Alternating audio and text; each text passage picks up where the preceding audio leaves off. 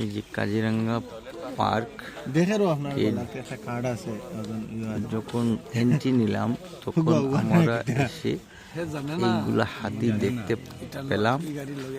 এইগুলা হাতি দিয়ে উপরে চড়ে টুরিস্টরা ভিতরে প্রবেশ করতে পারবে এবং ভিতরে প্রবেশ করে এই পার্কের ঘুরতে পারবে। এগুলো হাতির উপরে চড়ে দেখুন, এগুলো বসার টুরিস্টরা বসে বসে এখানে কাজিরাঙ্গার ভিতরে গিয়ে পার্কে ঘোরার জন্য এইগুলো হাতি ব্যবহার করা হয়। দেখুন, অনেক ভালো লাগছে দেখে। এই দেখুন।